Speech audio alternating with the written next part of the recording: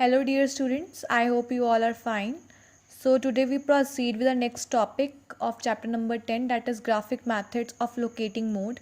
Mode of a series may be located through a graphic presentation of the data. It includes the following steps. So what are the steps? Let me discuss. First step है present the given information in the form of histogram. Identify the highest rectangle. This corresponds to model class of the series. It means that कि जो आपके पास information है उसे आपने histogram के form में present करना है, हाईएस्ट रेक्टेंगल को आइडेंटिफाई करना है, उसके कॉरेस्पॉन्ड मॉडल क्लास को देखना है. Join the two corners of that model class with the immediate next corner of the adjacent rectangles.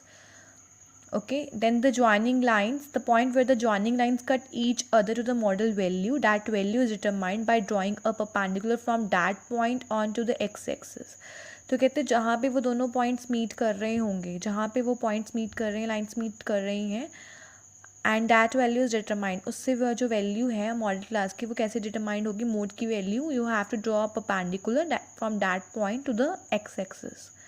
Fine, this can be more clear with the given illustration, so have a look on the illustration. Calculate the mode of the following series using the graphic technique. ये आपका graphic technique use करनी है आपने mode को calculate करने के लिए. You are having the expenditure and number of families with you, 0 to 10, 10 to 20, 20 to 30, 30 to 40, 40 to 50. Number of families है 14, 23, 27, 21, 15. So the adjoining graph shows the expenditure. Expenditure कहाँ पे? x axis पे. Number of families कहाँ पर है? Number of families on y axis. As an evidence, class interval 20 to 30 corresponds to the highest rectangle. जब आपने histogram को draw किया, मीन्स इन पॉइंट्स को प्लॉट किया, आपको ये पता चला कि जो 20 to 30 की सीरीज़ है, दैट इज़ 27, ये क्या है? हाईएस्ट रेक्टेंगल ग्राफ में शो कर रही है और ये मॉडल क्लास इंटरवल है. Okay, for the calculation of model class A D और बी सी आपने ज्वाइन कर दिया. एडजेसेंट जो वैल्यूज़ हैं, एडजेसेंट लाइन्स हैं, कुछ पॉइंट्स हैं जो ज्वाइन कर दिया. ओके, टॉप एंड्स हैं जो मॉडल रेक्टेंगल के, with the immediate next ends of adjoining rectangle. जो उसके साथ रेक्टेंगल्स हैं उनके साथ ज्वाइन कर दिया मॉडल रेक्टेंगल को. These lines are crossing each other. ये दोनों लाइन्स कहाँ काट रही हैं? ई पॉइंट पे. Let me show you like this. This is a E point. Okay, and a perpendicular is drawn from point E on x-axis. जहाँ पे perpendicular draw होगा that point is the exact value of mode. तो यहाँ पे Z24 आया है. Fine. So next we proceed with the next topic, merits and demerits of mode as a measure of central tendency. First point है simple and popular. Mode is very simple measure of central tendency because just as a glance in the series you are able to locate the model value. And because of its simplicity, it is very popular measure of central tendency. Fine. Next point है least effect of marginal values. As compared to the mean, mode carries the least effect of the marginal values in the series.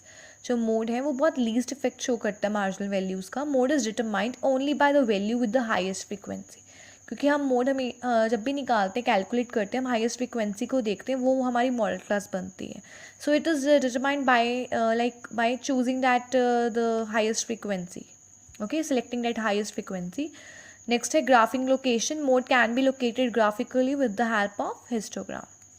Fourth point है best representative value. Mode is that value which occurs most frequently in the series. Accordingly mode is the best representative value of the series. तो कहते हैं mode एक वो value है जो ज़्यादा times अकर हो रही है सीरीज़ में. मोड बेस्ट रिप्रेजेंटेटिव वैल्यू है सीरीज़ की. नेक्स्ट पॉइंट है no need of knowing all the items और फ्रिक्वेंसीज. मीन्स आपको सारी आइटम्स और फ्रिक्वेंसी को जानने की ज़रूरत नहीं होती. The calculation of mode does not require the knowledge of all the items and frequencies of the distribution. Okay, in simple series it is enough if one knows the item with highest frequency in the distribution. कहते हैं अगर simple series है तो ये enough है. अगर आपको highest frequency series की पता है, देयर इज़ नो रिक्वायरमेंट और knowledge you have to ascertain about the items and remaining items and frequencies of a distribution. So these are the merits. Let me recite the points again. First है simple and popular. Second है large effect of marginal values. Third है graphic location. Fourth है best representative values. Fifth है no need of knowing all the items or frequencies. Fine. Next we proceed with the demerits. So what are the demerits? First demerit है uncertain and vague. It means that कि mode uncertain होता है और वेग major है central tendency का, sure नहीं होती वैल्यू। नेक्स्ट है not capable of algebraic treatment, unlike the mean mode is not capable of any kind of algebraic treatment. Okay, next है difficult. So when the frequencies of all the items are identical, it is difficult to identify the model values. अगर frequency सारे items की same है तो कहते हैं difficult होता है model value को identify करना। Fourth point है complete procedure of grouping.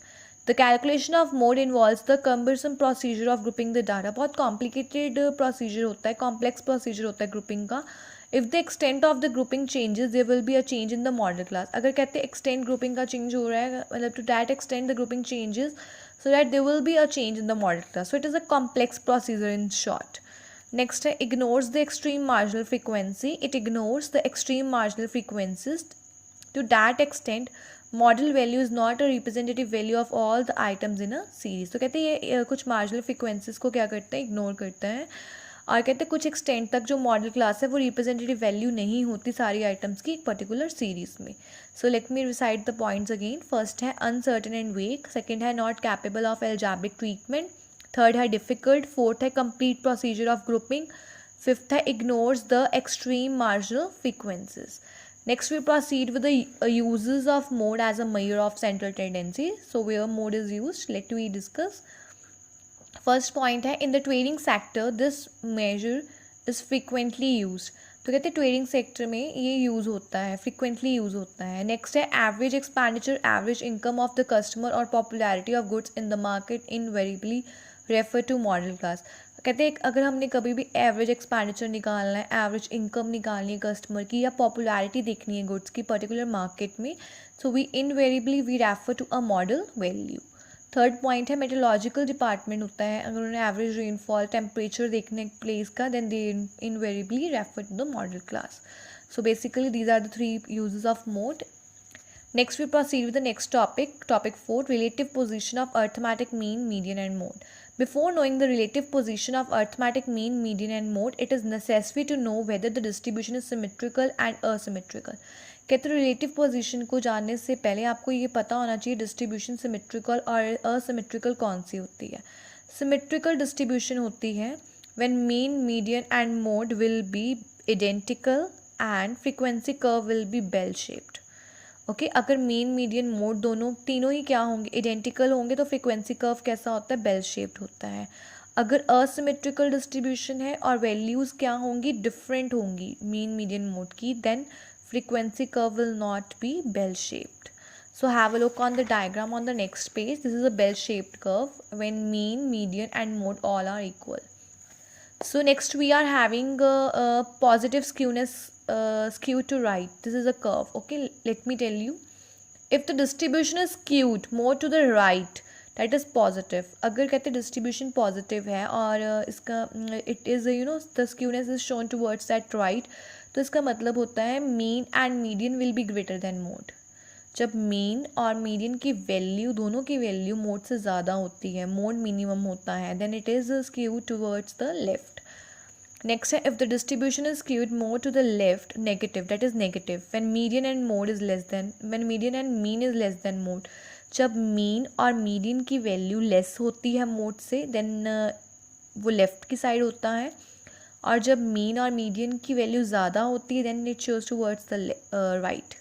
Fine, so what is the relation between mode, median and mean, that is mode is equals to 3 median minus 2 mean.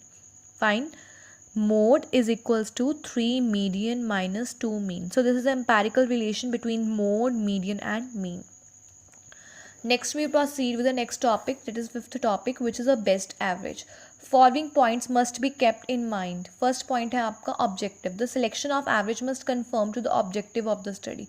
जो आपने एवरेज सेलेक्ट करनी है वो आपके objective of study पे depend होनी चाहिए। If all the values are given equal importance, then arithmetic mean will be most appropriate. अगर सारी आइटम्स को इक्वल इंपॉर्टेंस देनी है तो अर्थमेटिक मीन ज़्यादा एप्रोप्रिएट होगा। If the values occurring most frequently in a series to be identified, mode will be most relevant. अगर values हैं वो ज़्यादा फ्रिक्वेंटली अकर हो रही हैं एक सीरीज़ में और आइडेंटिफाई हो रही हैं, तो मोड यूज़ करेंगे, रेलिवेंट है। नेक्स्ट है number of variables. In case of the number of variables in a series is very small, arithmetic mean is the best measure of central tendency of a democracy. Sorry central tendency of the series.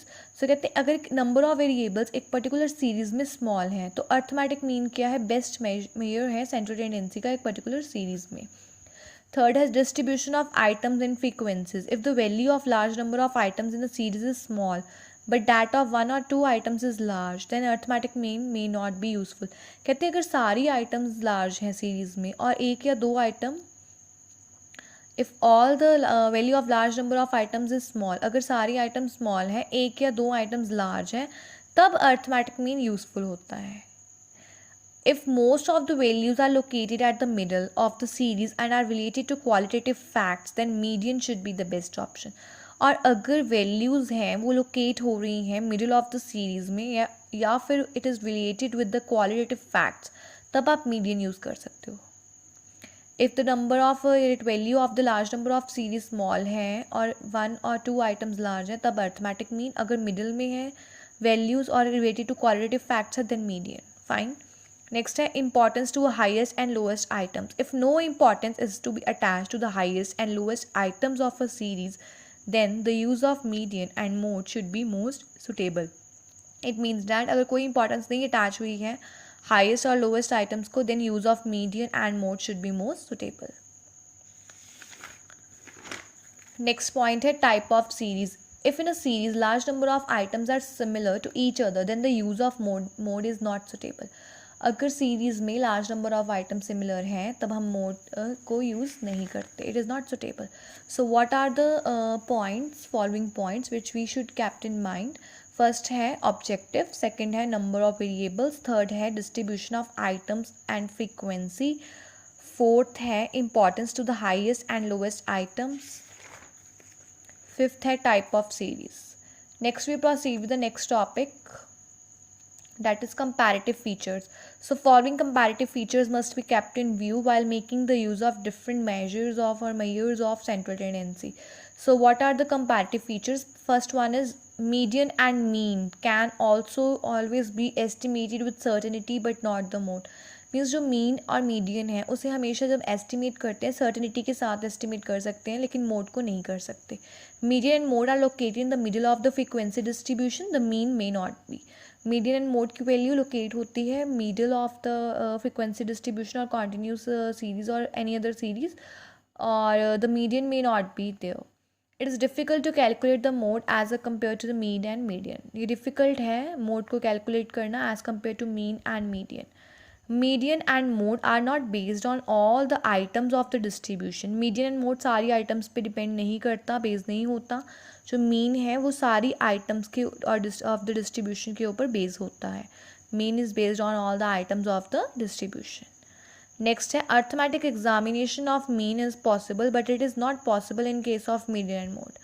Arithmetic examination mean का possible है but median and mode के case में ये possible नहीं है. Selection of a sample influence the mean but not the median and mode. कहते हैं अगर हमने सैम्पल सेलेक्ट करना है तो मीन पे उसका इन्फ्लुएंस हो सकता है लेकिन मीडियन एंड मोड पे कोई इन्फ्लुएंस नहीं होता. Mean is influenced by the highest and lowest items of the series, however median and mode are not influenced by them. Mean क्या है वो इन्फ्लुएंस होता है highest and lowest items of the series से, but median and mode के case में ऐसा कुछ भी नहीं होता. Median and mode can be graphically located. Median and mode को हम ग्राफिकली लोकेट कर सकते हैं बट मीन को नहीं कर सकते unless it is a situation of normal distribution.